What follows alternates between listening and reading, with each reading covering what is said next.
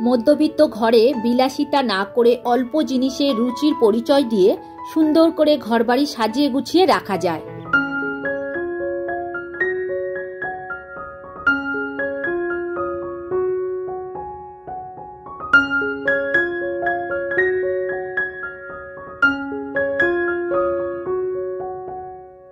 রাধে রাধে বন্ধুরা, শুভ সকাল। তোমরা কেমন আছো?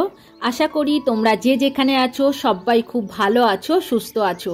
লালটু কুন্তি কিচেন অ্যান্ড ব্লগ চ্যানেলে তোমাদের সবাইকে জানাই স্বাগত আর অনেক অনেক ভালোবাসা। আজকের শনিবার, সকাল এখন 6টা বাজে। তো এখন থেকেই তোমাদেরকে সাথে নিয়েই নতুন আরও একটি ব্লগ আমি শুরু করছি। তো সাথে থাকো, আশা করি আজকের ব্লগ তোমাদের খুব ভালো লাগবে।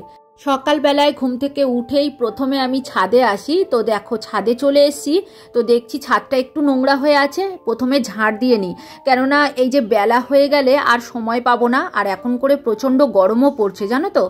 আর আমাদের এদিকে বৃষ্টি হচ্ছে না, শুকনো থাকলে ছাদটা ভালো ঝাড় দেওয়া যায় আর সুবিধা হয়। আর এখনো বাসি কাজ কিছুই করিনি, প্রথমেই তো ছাদে এসছি, তো এই অবস্থা দেখে ঝাড় দেওয়া শুরু করেছি। আর আমাদের ছাদটা খুব তাড়াতাড়ি নোংরা হয়ে যায়, আসলে পায়রা থাকে তো ওই কারণে।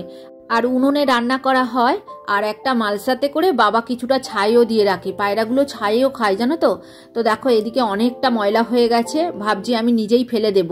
ওই যে রেখে দিলে আবার পায়রাগুলো ছড়াবে, আর আমি ফেলি না, বেশিরভাগটা বাবা বা বর্মশাই ফেলে দেয়, আমি ঝাড়ু দিয়ে রেখে দিই। তবে আজকের আমি নিজেই ফেলে দেব, রাখলেই ওরা ছড়িয়ে আবার ছাদময় ভর্তি করে দেবে। তো চলো এইবার তোমাদের কিছু কমেন্টের উত্তর দিয়ে দিই। কল্পকথা থেকে লিখেছে, তোমার ভিডিও ভালো লাগে বলে বেশি বড় কমেন্ট করা হয় না, কখন সময় চলে যায় আর ফুল ওয়াচ হয়ে যায়। তো দিদিভাই অসংখ্য ধন্যবাদ আমার ভিডিও ফুল দেখার জন্য। তো তুমি ভালো থেকো আর এইভাবেই আমার পাশে থেকো। আর বিট্টু বিদিশা ব্লগ আইডি থেকে লিখেছে, তোমার পুজো দেওয়া সন্ধে দেওয়া আমার খুব ভালো লাগে। থ্যাংক ইউ দিদিভাই কমেন্ট করার জন্য, এইভাবেই পাশে থেকো। এদিকে দেখো ছাদ তো ঝাঁট দেওয়া হয়ে গেছে, তার সাথে ময়লাগুলো আজকে ফেলে দিয়েছি। তো চলো সমস্ত কাজ তো হয়ে গেল, এইবার নিচে যাই। তো নিচে এসে দেখো একটু ফ্রেশ হয়ে নিয়েছি। তো এইবার টেবিলটাকে ক্লিন করে নিচ্ছি। প্রত্যেক দিন সকালবেলা উঠেই টেবিল ক্লিন করি, আজকে না করেই ছাদে গিয়েছিলাম, তো ছাদ ঝাড় দিয়ে চলে এসেছি। এখন টেবিল পরিষ্কার করে নিয়েছি, এইবার খাবার ঘরটাকে ঝাড় দিয়ে নিচ্ছি।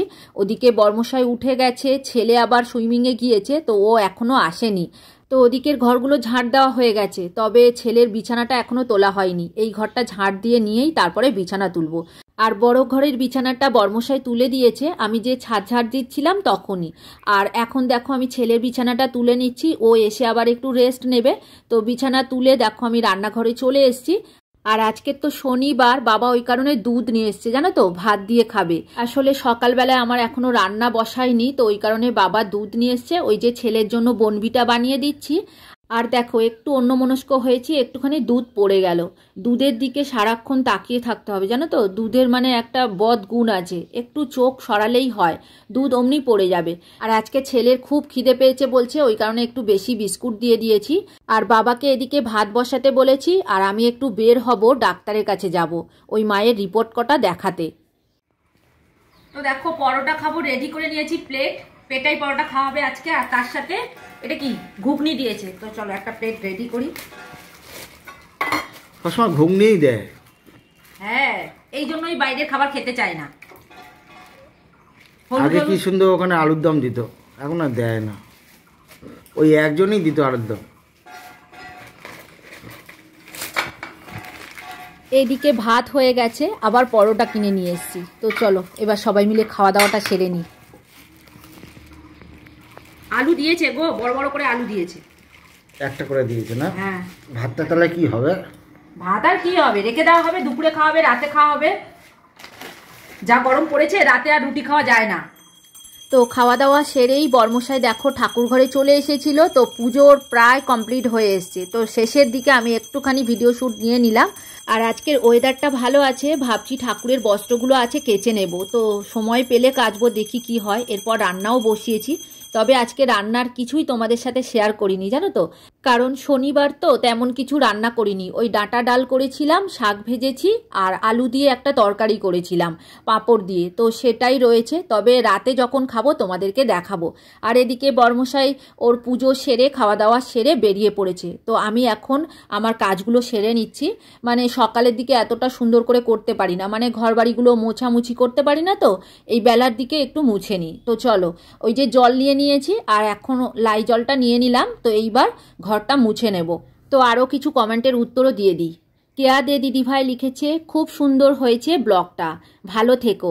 থ্যাংক ইউ দিদিভাই কমেন্ট করার জন্য, তুমি খুব ভালো থেকো গো। আর শম্পা দিদিভাই কমেন্ট করেছে, খুব ভালো লাগলো তোমার কাজ দেখে। আর কবিতার কথা থেকে দিদিভাই লিখেছে, খুব সুন্দর হয়েছে। তোমাদের সবাইকে অসংখ্য ধন্যবাদ গো কমেন্ট করার জন্য।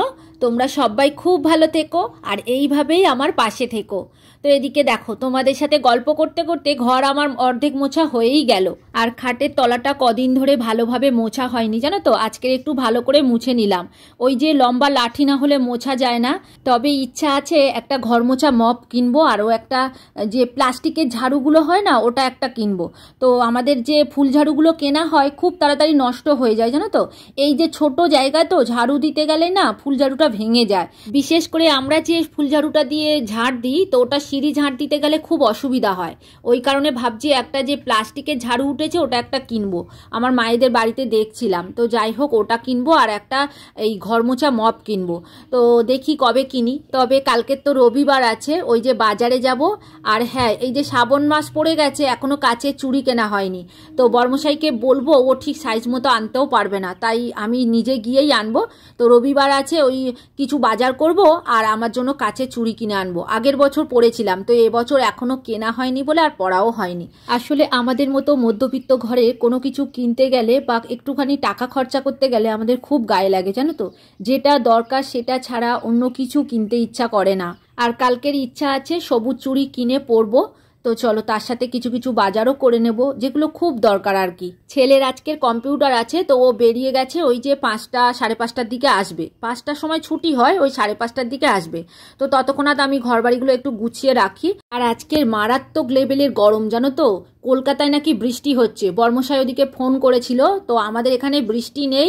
এখন তো সন্ধে হয়ে গেছে, সন্ধে দিতেও চলে এসেছি। তো দেখো, আরতি করে নিচ্ছি, এরপর আজকে একটু ধুনো দেব। যেহেতু শনিবার, তো ওই কারণে ধুনো আমাকে দিতেই হবে। তো দেখো, এদিকে ধুনো দেওয়া শুরু করে দিয়েছি, মানে ছোবড়াটা জ্বালিয়ে নিয়েছি কর্পূর দিয়ে, আর একটা তেজপাতা দিয়েছিলাম। তো চলো এবার সমস্ত ঘরে ধুনোটা দেখিয়ে নিই। আর এদিকে বর্মশাই আজকে তাড়াতাড়ি চলে এসছে, আর আমাকে ফোন করেছিল রাস্তায় কি টিফিন নিয়ে যাব। তো আমি বলেছি কোনো তেলে ভাজা জিনিস আনতে হবে না, তুমি ফল মিষ্টি দই এইগুলোই আনো। তো এদিকে দেখো, আমার জন্য মিষ্টি দইটাই নিয়ে এসছে, কারণ আমি মিষ্টি দই খেতে ভালোবাসি।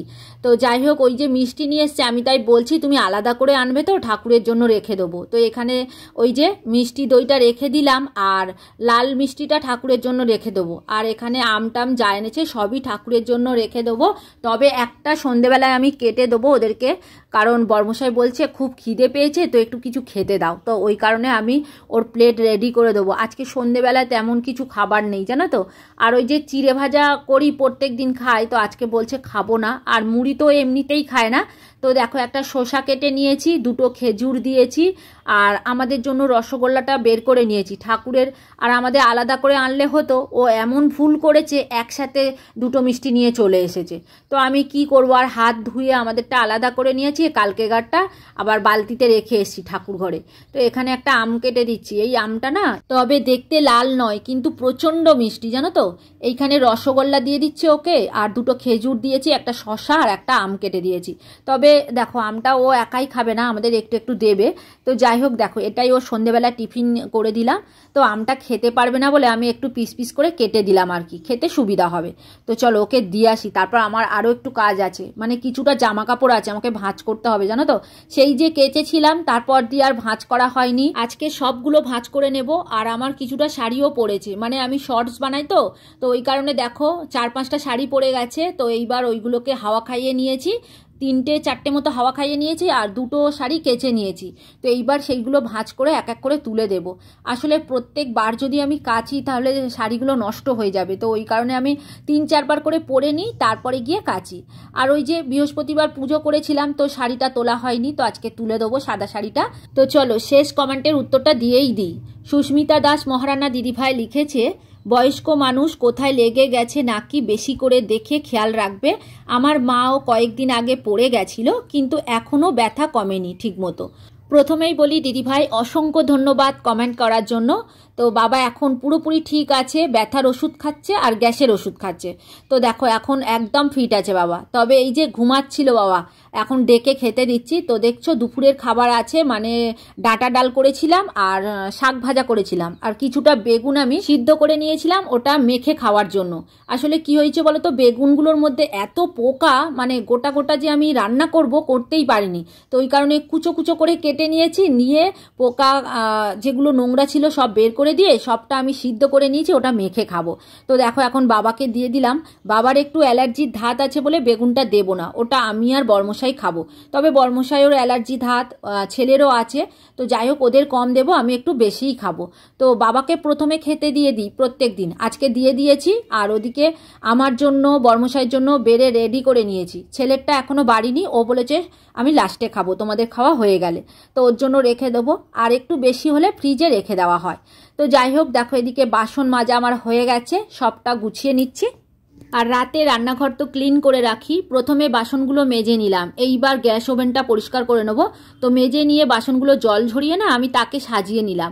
আসলে কালকে সকালবেলায় এত তাড়াহুড়োর মধ্যে রান্না করা হয়, তো এগুলো করতে গেলে অনেকটা দেরি হয়ে যায়। ওই কারণে আমি রাতে রান্নাঘর পরিষ্কার করে বাসন মেজে গুছিয়ে রাখি, মানে একদম রান্নাঘর ধরতে গেলে পরিষ্কারই থাকে। সব শেষে গ্যাস ওভেনটাকে ঢাকা দিয়ে রাখি। তো এখন রাতের ডিউটি আমার পুরোপুরি কমপ্লিট হয়ে গেছে। তো বন্ধুরা আমাদের খাওয়া দাওয়া কমপ্লিট হয়ে গেছে। এখন 1:10 মতো বাজে। বর্মশাই এখনো শুয়ে আছে, বিছনা করে দেয়নি। তো আমি এখানেই ভিডিওটা শেষ করে দেবো। তোমরা সবাই ভালো থেকো, সুস্থ থেকো, সাবধানে থেকো। আর ভিডিওটা কেমন লাগলো কমেন্ট করে অবশ্যই জানিও। আর যদি ভালো লাগে লাইক কমেন্ট শেয়ার করে দিও। আর নতুন বন্ধু হয়ে থাকলে চ্যানেলটিকে সাবস্ক্রাইব করে দিও। তাহলে চলো আজকের ভিডিও এখানেই শেষ করলাম, এবার দেখা হবে পরের ভিডিওতে। Good night.